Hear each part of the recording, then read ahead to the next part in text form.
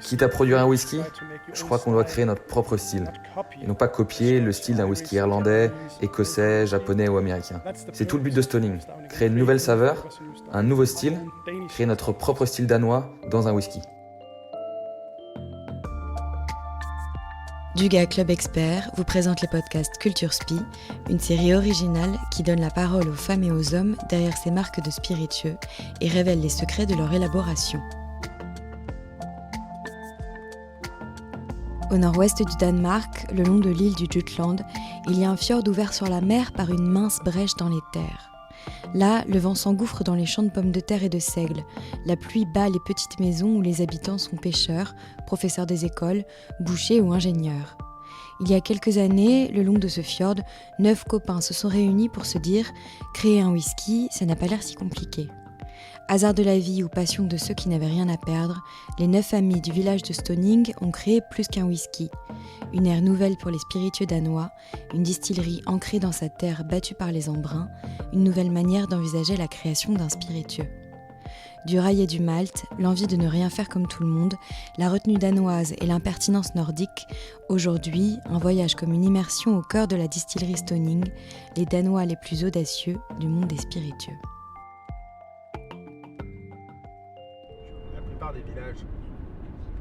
Notre voyage commence à Billund, sur l'île danoise du Jutland.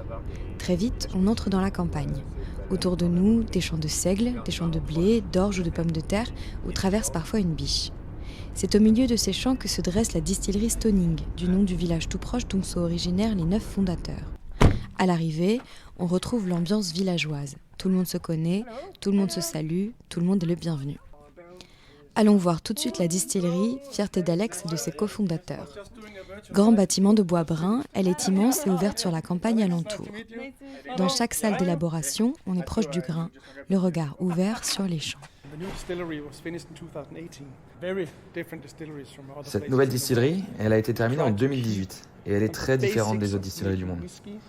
On a essayé de garder les bases de l'élaboration d'un whisky, de le produire comme on le faisait il y a 200 ans, mais dans un endroit très moderne. On essaie de ramener ces anciennes traditions, de les réadapter d'une manière très innovante. Et puisqu'on est danois, on n'a aucune règle qu'on doit absolument respecter, comme il pourrait en avoir en Écosse par exemple. C'est que depuis le début, Stoning cultive cette dualité, la passion des méthodes traditionnelles et la liberté de ne suivre aucune règle. Cela vient de ses fondements mêmes. Stoning n'a jamais ressemblé à personne. Le Danemark est un tout petit pays et nous vivons dans l'extrême ouest du Danemark. Certains diraient même dans la campagne profonde du Danemark. Stoning est une distillerie créée par 9 fondateurs en 2005, avec l'ambition de créer un whisky danois. Il est important de mentionner que nous ne connaissions absolument rien au whisky quand nous avons commencé. Donc cela donne un peu le ton sur qui nous sommes. Un groupe de copains qui ne connaissaient rien au whisky et qui ont voulu monter une distillerie de whisky. En fait, tout a commencé avec Martin Vestabu, un cofondateur. Martin était dans sa voiture, en route pour aller dans sa maison de vacances dans le sud du Danemark, et il a entendu à la radio cette émission où quelqu'un disait « Il est facile de faire du whisky, mais il est très difficile de faire du bon whisky. » Et en arrivant, quand il a retrouvé sa famille, il leur a dit « Pourquoi est-ce qu'on n'essaierait pas de faire un whisky danois ?» Et ils ont répondu « Mais Martin, tu ne connais rien au whisky. Pourquoi est-ce qu'on devrait essayer de faire ça ?» Et il a juste dit « Mais pourquoi pas ?» Alors, ils se sont quand même dit, comme on ne connaît rien au whisky, peut-être qu'on devrait inviter d'autres personnes dans notre projet. Ils ont commencé à nous faire une liste de copains, et par chance, j'étais dans la liste. Après, ils nous ont réunis, et Martin, Lasse et Jesper, les 3 frères, nous avaient préparé une présentation PowerPoint sur la façon de produire un whisky. Quand on regarde la présentation aujourd'hui, elle était vraiment pas très bonne. Alors chez eux, devant ce PowerPoint, on s'est dit « Ça a l'air super simple de faire un whisky. Pourquoi est-ce qu'on n'essaierait pas ?» Et quand on ne connaît rien à quelque chose, en tout cas à l'époque, on se procure des livres sur le sujet.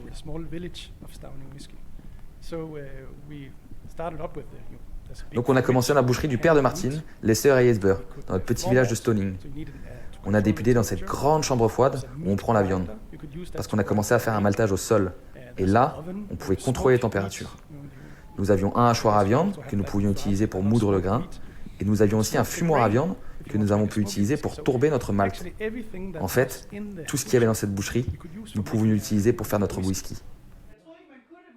Tout a commencé comme ça, dans l'arrière-salle d'une petite boucherie de village, avec du matériel pour travailler la viande et avec une méthodologie à l'ancienne, tirée des livres dans lesquels la fine équipe avait tout appris.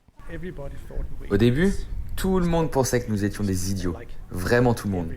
Quand on disait qu'on voulait créer un whisky, et d'ailleurs on disait qu'on voulait créer le meilleur whisky du monde, les gens nous répondaient « Vraiment vous êtes fous ». Mais surtout, pourquoi Stoning ? Comme je le disais, nous sommes 9 fondateurs, dont 4 ingénieurs. On a aussi un médecin, un pilote d'hélicoptère, un professeur, un boucher et un chef. Et quand on combine toutes ces différentes formes d'intelligence, on a une équipe complète de production. Donc, on a des ingénieurs qui vont travailler sur des machines, on a un médecin qui connaît les enzymes et les bactéries, un professeur, lui c'était celui qui s'y connaissait le plus en whisky, on a un chef qui connaît les saveurs et les goûts, on a un boucher, lui aussi dans la gastronomie, qui en plus était un homme fort, qui savait porter des choses lourdes, et alors pour finir, le pilote d'hélicoptère. Lui, en fait, c'était le plus déterminé. Parce que si tu fais des erreurs quand tu pilotes un hélicoptère, ta machine s'écrase. Donc dès qu'on faisait quelque chose qui n'était pas assez bien, il nous disait « Non, ça doit être amélioré, ça doit être changé ». Donc au début, l'idée était de produire du whisky. Mais après, quel whisky est-ce que vous avez voulu faire ? Nous sommes au Danemark, et quand tu regardes ce que nous mangeons, ou les pains que nous faisons, il y a beaucoup de seigle. Alors on s'est donné comme challenge de faire un rye, un whisky de seigle. Si tu demandais à quelqu'un demain de te faire un rye whisky, on te répondrait « Pas question, c'est beaucoup trop dur à faire ».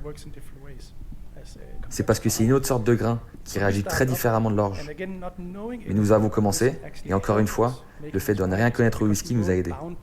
Nous n'étions tenus par aucune tradition. Nous pouvions tout faire très exactement comme nous le voulions, inventer des machines pour le maltage ou le brassage.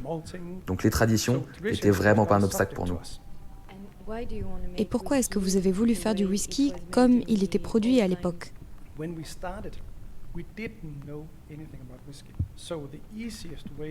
Comme quand on a commencé, on ne connaissait rien au whisky, la manière la plus simple d'apprendre, c'est de faire.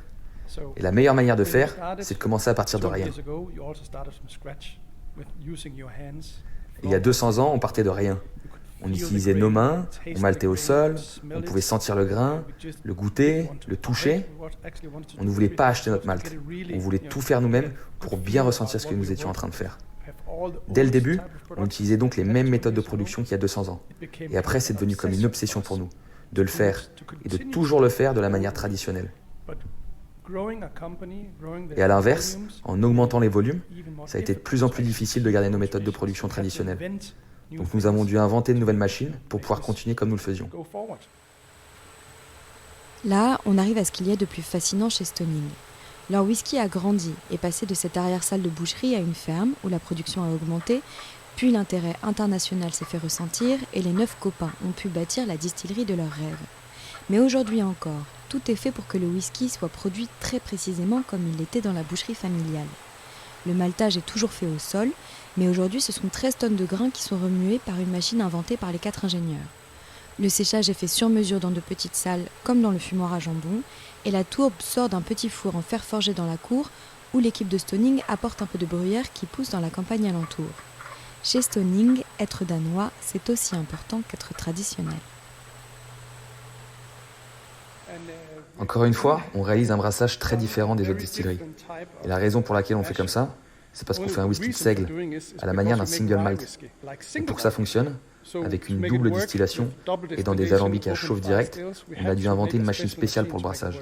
Si on présentait cette manière de travailler à d'autres distillateurs, ils détesteraient, parce que c'est très difficile à gérer. Parce que le jus est épais, il bouche les filtres et les tuyaux, il peut brûler dans les alambics. Donc on pourrait dire que c'est la pire manière de créer un whisky si on pense au temps qu'on doit passer à le gérer. Chez Stoning, on ne recule pas devant la difficulté. Pour produire le whisky que l'on veut, on invente les machines qu'il faut, on adapte les méthodes de travail au jus que l'on veut obtenir. Ce génie un peu fou s'exprime encore plus fort dans la salle de distillation.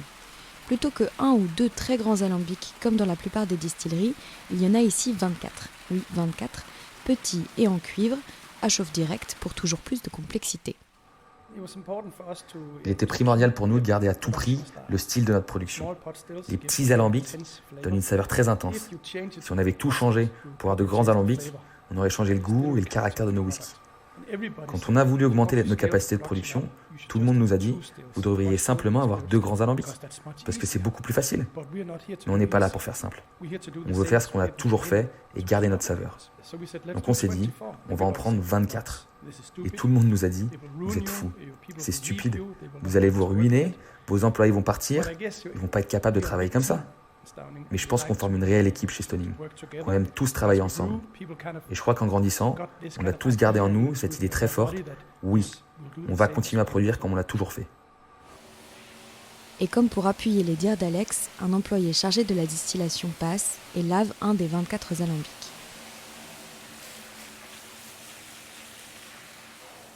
Comment est-ce que tu pourrais décrire la façon dont Stoning sélectionne ses fûts de maturation et ses fûts de finish aussi? Arnaud Chevalier, brand ambassadeur France de Stoning.